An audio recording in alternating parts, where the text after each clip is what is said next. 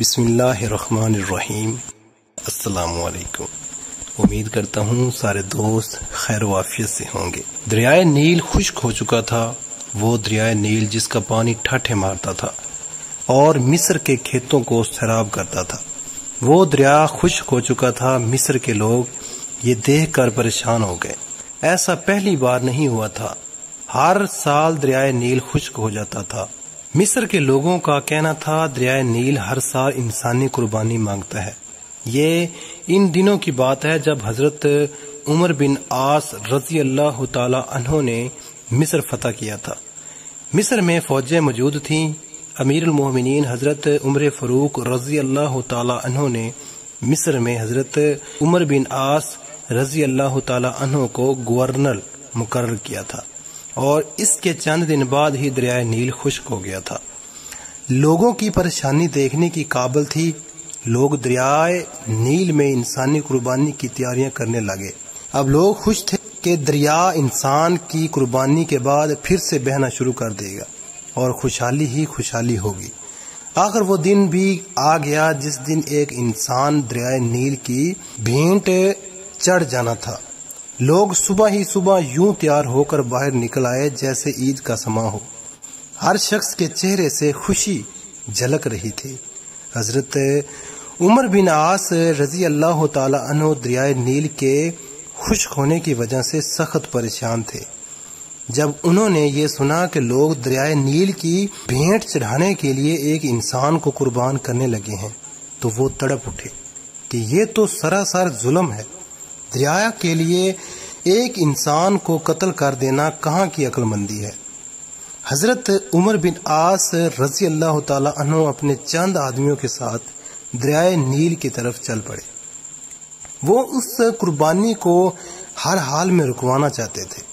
جب وہ دریائے نیل کے پاس پہنچے، انہوں نے وہاں عجیب سماں دیکھا۔ لوگ زرق برق کپڑے پہنے وہاں موجود تھے۔ ہر شخص کے چہرے پر خوشی تھی۔ جب ان لوگوں نے گورنر کو دیکھا تو حیران رہ گئے اور سوچنے لگے شاید گورنر بھی اس قربانی کو دیکھنے کے لیے آئے ہیں۔ حضرت عمر بن عاص رضی اللہ تعالی عنہ نے دیکھا کہ لوگ ایک 15 سالہ لڑکی کو لے کر وہاں آئے ہیں۔ اس لڑکی نے زرق برق لباس پہنا ہوا تھا۔ وہ زیورات سے لدی پھندی تھی۔ لوگوں نے کہا، اے امیر، دریائے نیل خشک ہو چکا ہے۔ وہ ہر سال ایک انسان کی قربانی مانگتا ہے۔ یہ سن کر حضرت عمر بن عاص رضی اللہ تعالی عنہ نے ناگواری سے لوگوں کی طرف دیکھا، پھر پوچھا، کیا ہر سال یہ دریا اس طرح خشک ہو جاتا ہے؟ حضرت عمر بن عاص رضی اللہ تعالی عنہ نے کہا، یہ تو ظلم ہے۔ یہ سن کر حضرت عمر بن عاص رضی اللہ تعالی عنہ نے کہا، اسلام ان باتوں کو پسند نہیں کرتا۔ ہر سال ایک انسان کو قتل کر کے دریا کے بھینٹ چڑھا دیتے ہو، یہ تو سراسر ظلم ہے۔ اسلام ان فضول باتوں کو مٹانے کے لیے آیا ہے، آئندہ تم ایسا نہیں کرو گے۔ حضرت عمر بن عاص رضی اللہ تعالی عنہ نے کہا، تم پریشان نہ ہو، ایسا کچھ نہیں ہوگا۔ حضرت عمر بن عاص رضی اللہ تعالی عنہ نے لڑکی کو اس کے ماں باپ کے ساتھ گھر بھجوایا اور لوگ بھی آہستہ آہستہ وہاں سے جانے لگے۔ چند دنوں تک دریا نیل بالکل خشک ہو گیا۔ حضرت عمر بن عاص رضی اللہ تعالی عنہ نے جب دیکھا تو وہ بھی پریشان ہو گئے۔ آخر انہوں نے امیر المومنین حضرت عمر فاروق رضی اللہ تعالی عنہ کو ایک خط لکھا اور اس میں ساری صورتحال واضح کر۔ امیر المومنین حضرت عمر فاروق رضی اللہ تعالی عنہ نے جب یہ خط پڑھا تو آپ نے حضرت عمر بن عاص رضی اللہ تعالی عنہ کو جواب میں لکھا، تم نے مصریوں کو بہت اچھا جواب دیا۔ اسلام ایسی باتوں کی اجازت نہیں دیتا، وہ ایسی فضول باتوں کو مٹانے کے لیے آیا ہے۔